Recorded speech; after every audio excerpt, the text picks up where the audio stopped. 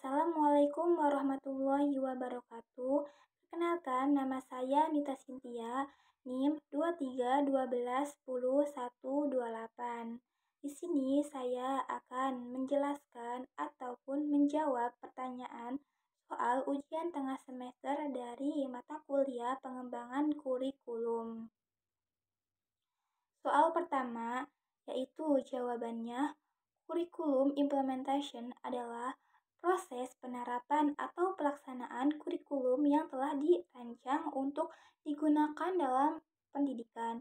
Ini melibatkan bagaimana kurikulum yang tertulis itu diterjemahkan dan diterapkan ke dalam kelas oleh guru, serta bagaimana seorang siswa ini berinteraksi dengan materi dan kegiatan pembelajaran yang telah disusun.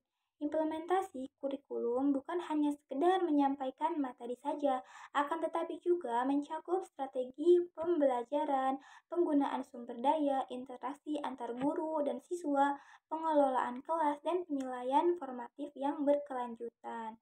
Nah, contoh dari kurikulum ini yaitu jika kurikulum menetapkan bahwa siswa itu harus belajar tentang planet, maka implementasinya adalah guru itu membuat pelajaran tentang planet sehingga siswa bisa melakukan penelitian dan guru menilai pemahaman mereka melalui ujian dan presentasi. Sedangkan kurikulum evaluation adalah proses sistematis untuk mengumpulkan, menganalisis, dan menginterpretasikan data mengenai efektivitas, efisiensi, dan dampak dari suatu kurikulum. Tujuannya adalah untuk menentukan nilai atau kualitas kurikulum tersebut dalam mencapai tujuan pendidikan yang telah ditetapkan. Evaluasi kurikulum itu melibatkan penilaian terhadap berbagai aspek, termasuk desain kurikulum, materi pembelajaran, proses implementasi, hasil belajar, dan dampak bagi jangka panjang. Nah, contoh dari kurikulum ini adalah ketika sebuah TK itu mengimplementasikan atau menggunakan kurikulum yang berfokus pada pendekatan bermain sambil belajar, yaitu play-based learning selama 1 tahun ajaran. Kemudian seorang guru itu mengamati seorang anak ketika bermain dan mencatat perkembangan secara individu anak. Gimana, bagaimana sih kurikulum tersebut itu diimplementasikan di TK tersebut? Apakah efektif ataupun harus ada yang diperbaiki? Itu yang dinamakan evaluasi. Bagaimana sih hasil dari kurikulum tersebut ketika diimplementasikan? Apakah efektif ataupun perlu diperbaiki, dan bagaimana sih dampak dari kurikulum tersebut jika diimplementasikan?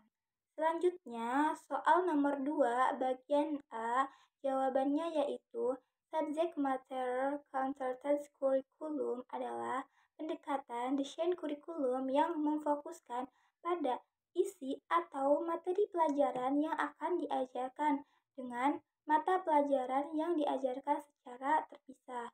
Nah, contohnya dalam pendekatan ini adalah pelajaran matematika, di mana berfokus pada konsep-konsep matematika seperti aljabar, geometri, dan kalkulus. Sedangkan interdisciplinary curriculum adalah pendekatan yang mengintegrasikan atau menggabungkan berbagai disiplin ilmu atau mata pelajaran untuk memberikan pemahaman yang lebih luas dan kontekstual kepada siswa. Contoh pendekatan ini adalah pelajaran lingkungan hidup yang menggabungkan materi biologi, geografi, dan kimia untuk memahami isu-isu lingkungan seperti perubahan iklim ataupun pencemaran. Selanjutnya, bagian B. Jawabannya adalah subjek material content curriculum itu memiliki keunggulan. Yang pertama, kedalaman pengetahuan, di mana siswa itu dapat mendalami satu bidang ilmu tertentu dengan lebih baik, yang mempersiapkan mereka untuk studi selanjutnya atau karir di bidang tersebut. Yang kedua, itu strukturnya itu yang jelas, di mana kurikulum yang terstruktur itu memudahkan perencanaan, implementasi, dan penilaian serta mempermudahkan pelacakan kemajuan siswa dalam setiap mata pelajaran. Dan yang ketiga itu penguasaan materi pelajaran, di mana pendekatan ini tuh menekankan penguasaan materi pelajaran untuk memberikan siswa pendidikan menyeluruh di bidang tertentu. Selanjutnya, kekurangannya dalam pendekatan ini yaitu pertama, fragmentasi pengetahuan, di mana pendekatan ini tuh cenderung terkotak-kotak, yaitu kurang mengintegrasikan pengetahuan antara disiplin ilmu dan dapat menghasilkan fragmentasi pengetahuan yang tinggi. Nah, yang kedua itu kurangnya persiapan untuk dunia nyata, di mana pendekatan ini tuh kurang gitu tuh untuk mempersiapkan bagaimana sih siswa itu untuk menangani masalah dunia nyata yang seringkali membutuhkan integrasi berbagai disiplin ilmu. Nah, dan yang ketiga itu kurang fleksibel, di mana pendekatan ini tuh mungkin ya kurang fleksibel karena untuk mengakomodasikan kebutuhan dan minat belajar siswa yang sangat beragam. Selanjutnya, keunggulan pendekatan interdisciplinary kurikulum yang pertama itu integrasi pengetahuan di mana siswa itu dapat melihat hubungan antara disiplin ilmu dan memahami masalah dunia nyata yang sangat kompleks secara komprehensif. Nah, yang kedua itu persiapan untuk dunia nyata, di mana pendekatan ini tuh mempersiapkan siswa untuk menangani masalah dunia nyata yang seringkali multidisiplin.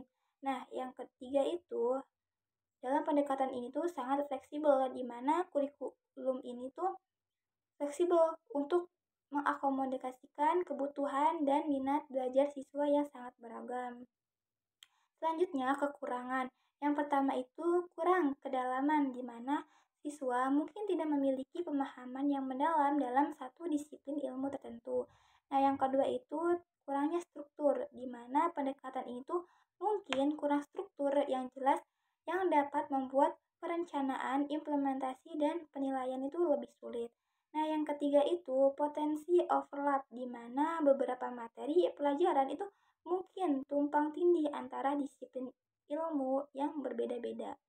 Selanjutnya, soal nomor 3 jawabannya adalah pertama, dengan memahami teknologi, kita itu bisa menghadirkan pembelajaran yang jauh lebih menarik dan relevan bagi anak-anak.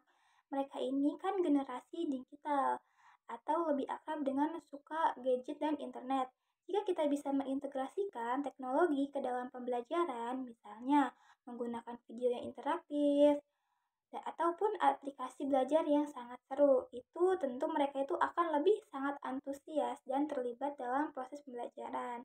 Lebih dari itu, pemahaman teknologi ini adalah bekal penting untuk masa depan mereka. Kita tahu betul, di dunia kerja nanti keterampilan digital akan menjadi salah satu kunci sukses. Dengan mengenalkan dan mengajarkan mereka cara menggunakan teknologi secara cerdas dan bertanggung jawab sejak dini, kita itu bisa mempersiapkan mereka untuk menghadapi tantangan dan peluang di era digital. Ini bukan hanya soal bisa menggunakan komputer, tetapi juga tentang literasi digital, kemampuan berpikir kritis dalam lingkungan digital, dan etika dalam berinteraksi di dunia maya. Kemudian, mari kita lihat dari sisi kita sebagai pendidik. Teknologi itu bisa menjadi asisten yang sangat membantu dalam meningkatkan efisiensi dan efektivitas pengajaran. Kita bisa memanfaatkan berbagai platform dan aplikasi untuk membuat materi ajar yang lebih menarik, mengelola tugas siswa dengan lebih mudah, memberikan umpan baik yang lebih cepat, bahkan melakukan evaluasi pembelajaran dengan cara yang lebih inovatif. Selain itu, teknologi juga membuka pintu untuk pembelajaran yang lebih personal dan sesuai dengan kebutuhan masing-masing siswa. Ada berbagai aplikasi ataupun platform yang memungkinkan kita untuk menyesuaikan materi dan metode pengajaran dengan gaya belajar dan kecepatan belajar setiap anak. Nah, kita itu bisa memberikan dukungan yang lebih tepat sasaran dan membantu setiap siswa untuk mencapai potensi terbaiknya. Dan terakhir, dunia pendidikan dan kurikulum itu dinamis, terus berkembang seiring dengan kemajuan teknologi. Kita sebagai guru itu perlu terus belajar dan beradaptasi Memahami konsep teknologi dalam kurikulum adalah kunci untuk tetap relevan dan mampu mengimplementasikan kurikulum yang ada dengan cara yang lebih efektif di era digital ini. Selanjutnya, soal keempat, bagian A. Jawabannya yaitu asas ilmu pengetahuan dan teknologi atau bisa disebut IPTEK dalam pengembangan kurikulum. Menurut Natution, itu menekankan pentingnya ilmu pengetahuan dan teknologi sebagai dasar dalam menyusun kurikulum. Nah, asas ini memastikan bahwa kurikulum relevan dengan perkembangan IPTEK yang dapat mempengaruhi tujuan pendidikan. Asas ini mencakup penggunaan teknologi dalam pembelajaran, pengintegrasian pengetahuan ilmiah terbaru, dan pengembangan keterampilan yang relevan dengan era digital. Nah, jawaban bagian B contohnya yaitu penggunaan aplikasi kamus digital dalam pembelajaran bahasa Inggris di sekolah dasar. Penjelasannya yaitu kurikulum yang mengadopsi azas IPTEK akan memanfaatkan ketersediaan aplikasi kamus digital di smartphone atau tablet sebagai alat bantu belajar yang sangat praktis dan efisien dalam mata pelajaran bahasa Inggris. Selanjutnya, soal nomor 5 bagian A. Jawabannya yaitu prinsip-prinsip umum dan khusus dalam pengembangan kurikulum adalah pedoman yang sangat penting untuk menyusun kurikulum yang sangat efektif.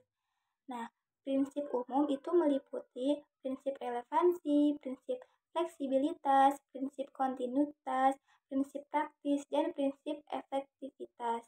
Sementara itu, prinsip khusus itu mencangkup prinsip penentuan tujuan pendidikan, prinsip pemilihan isi pendidikan, prinsip pemilihan proses pembelajaran, proses pemilihan media, dan alat pengajaran, serta prinsip berkenaan dengan penilaian.